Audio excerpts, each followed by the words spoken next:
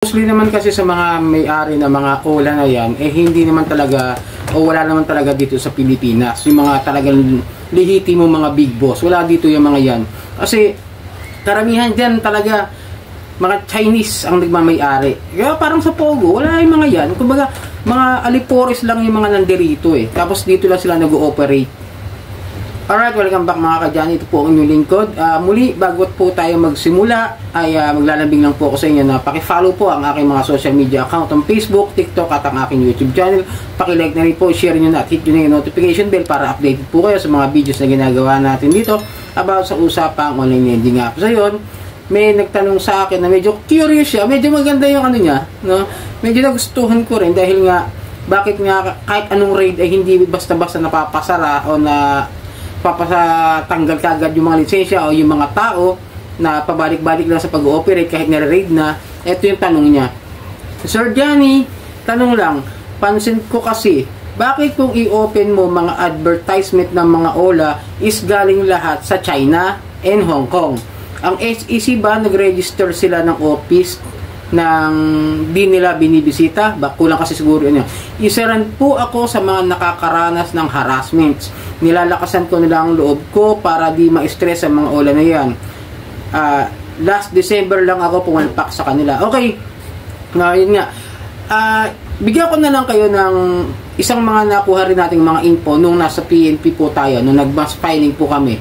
Doon, sabi nga ng hepe ng anti-cybercrime na nakausap namin doon is mostly talaga sa mga OLA na yan ay mga nasa China ang mga big bosses na mga yan. Yung mga, kumbaga parang hindi yung mga tao na sila kagad yung mahuhuli mo dahil yung mga Chinese na yan gagamit lang ng tao, mga kakilala na Pilipino para dito sila mag-operate, magpagawa ng lisensya, magparehistro at yun, yung mga tao na nandirito nila, sila yung mga magpagagawa ng management, ng mga supervisors, tapos pag may mga Pilipino silang kilala, yan, gagawin nilang nasa mataas na posisyon para kung sakasakali magka-problema. At yan nga, kapag nare-raid sila, yung pinaka, parang sa chess, pinaka-pawn. Kumbaga, ito yung mga pang-pay, pang-front lang yung mga yan. Wala talaga rito yung mga big bosses ng mga yan. Kasi, sa China, sitting pretty lang yung mga may-ari eh. Tapos sila, bahala na kayo dyan kung ano man yung, kung saan nagagaling yung pera nila, hindi natin alam kung saan ba, kung sa legal ba o sa illegal. Kasi nga, yung mga perang yan, hindi tayo sigurado kung malinis o baka nga, yung pera na yan galing doon sa mga pogo. Diba? Siyempre, dito lang naman nakakapag-operate yung mga yan dahil nga bahol sila sa ibang bansa, doon sa mismong bansa nila. Kaya pinaparisto nila rito. Ito rin kasi yung problema, no? Doon sa SEC. Ito yung sinasabi ko rin noon pa, na yung mga address ng mga OLA na yan, karamihan talaga dyan, is pinipeke talaga nila. Karamihan na, isasabing lahat, karamihan. Kasi nga may mga OLA na pipinpoint ko talaga na building, abandoned building, abandoned establishments, mga bakanting lote, mga building na meron naman talaga legit, na nag-uupa sila, pero walang tao. Okay? Kumbaga, walang mga empleyado doon, walang mga pumupunta ron. Hikupahan lang yung kwarto na yun para lagyan lang ng mga upuan at kung ano-ano. Tapos, wala naman, parang ginagastosan nila para pang front lang din. Okay? Kaya pag pinupuntahan mo yun, gulat ka na, walang tao ron, wala namang ano ron na. Tapos, alam namin may nag-opisina ron, pero wala namang pumapasok. Ganun po. Ganun po ang style ng mga yan para iwas aberya sa mga raid. Kasi, once na natutuntun yung mga yan, lilipat lang din yung mga yan eh. Kaya tamo, patuloy pa rin ang operation nila kahit na-raid sila. Ngayon, kung may mga nagsasabi dyan sa mga comment section na meron daw apps na para ma-locate yung mga OLA na yan by the number lang, hindi ko alam kung totoo yun o hindi. Kasi kung totoo man yun, bakit walang nare-raid na OLA ang mga pulis? Kung legit yung apps ha. Ito kasi ako, galing kami ng PNP, may mga ginagamit talaga mga advanced apparatus yung mga yan. Kung talagang parang tinatawag mga tracker or locator talaga na machines na pwedeng gamitin by using the GPS o kung ano man yung mga facilities nila. Hindi yung basta-basta apps lang na kung sino-sino lang yung pwedeng gumamit. Ewan ko kung totoo yun o hindi hindi ko na ano. Ang sinasabi ko lang is kung totoo man yun, bakit walang nare-raid?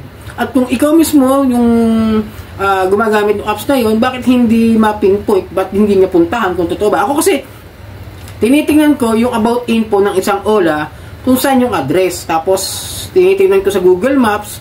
Minsan nga kasi may nakita nga ako na talagang as in, hindi ko sure kung haunted house yata o haunted building yata yung nakita ko doon, yung address. Pero may iba namang talagang OLA na legit naman yung binibigay na address. Siyempre, yung iba, yung mga talaga mababa utang, mababa ang interest, katulad ng mga BLEs, yung tala, mga BSP, ano yan registered yung mga Bangko Sentral mismo ng Pilipinas ang pinag-anuhan nila ng dagdag na lisensya para makapag-operate. Pero itong mga OLA to, example dyan, yung mga sa ads, di ba? Pag binuksan mo nga naman yung ads, totoo naman pag binuksan mo yung ads, makikita mo yung mga talents nila. Hindi naman lahat Pilipino at hindi rin naman lahat Chinese. Kasi pag nagsalita sila, parang buyoy-buyoy, yung sa AI, yung tinatranslate lang nila, tinatagalog lang yung mga salita, di ba? Kung pansinin nyo, ibang lugar. Parang hindi sa Pilipinas. Kaya sabihin mong maganda yung background o isang, hindi mo masasabing nasa Pilipinas talaga yung mga ginagawa nila. Yung iba, oo, talagang Pilipino yung gumagana, pero yung iba, karamihan, lalo na kung mga Chinese yung mga pangalan, like example ko lang, yung mga Chinese na mga lending companies, yung Hupan, isa parang may pa ako na na madalas kasi na ko yung Hupan lending yan, tsaka yung mga iba na basta may yung Chinese yung mga pangalan ng mga lending companies, yan mostly talaga is China, nasa China yung mga bosses ng mga yan. Kaya pagka nagkaka-issue, bakit hindi agad maanuhan ng SEC, mapadalhan ng letter? Kasi siguro pag pinapadalhan ng letter na revoke kayo, walang natatanggap, kasi siguro hindi nila alam na revoke sila. Tulad ng muka-muka, di po ba? Sasabihin kasi nila, nag-ooperate sila kasi, pero revoke naman. Pero pag tinignan mo sa SEC, wala. Diba? Baka mamaya, hindi ko pa nakita yung address ng muka-muka, wala kasi nakalagay ako nakikita no? Para ma-sure ko kung tignan ko sa Google Maps kung legit ba yung address na binibigay nila. Hindi ko napapansin. Kaya, pag tignan natin kung saan yung address na sinasabi ng mga yan. Pero yung iba talaga dyan, nakita ko na. Iba nagtanggal namang address. Then, pag yung mga yan, yung mga nahuhuli ng mga Pilipino, ng mga Chinese na nandirito sa atin sa Pilipinas, magpapiansa lang yan. Ngayon, kung walang pampiyansa, siguro may kulong lang ng mga ilang araw, ayan, makakalaya ulit. Tapos yun nga ang magiging problema, diba? Dapat pinupuntahan talaga. Dapat meron talaga silang tao, o yung field officer na titignan kung legit ba talaga yung address nung binigay ng isang lending company o ng isang online lending company.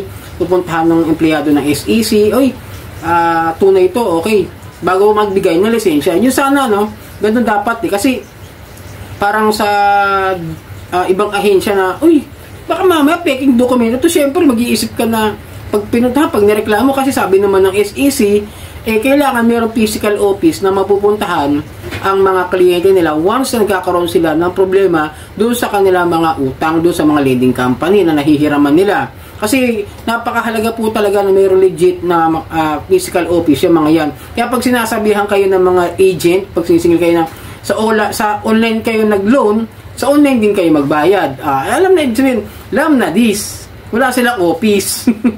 Baka nasa bahay, baka nasa kung saang lupalop na Pilipinas. Pero kadalasan naman dyan, yung mga opisina niyan dito sa Pasig, Pasay, Quezon City, Makati. Mostly ang napansin ko kasi kadalasan sa mga nare-raid yan yung mga lugar na Pasay, Quezon City, Makati, tsaka Pasig. Okay, kadalasan dyan, tsaka Ortigas. Yung mga ganyan.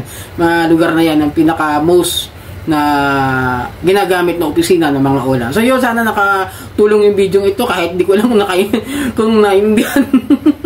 Pero syempre dahil nga kailangan intindihin lang natin yung mga sinasabi natin dito at maunawaan ninyo para magkaroon kayo ng ideya kung bakit nga nangyayari dyan at wala silang mga legit na office, ay alam na, yung sabihin nun,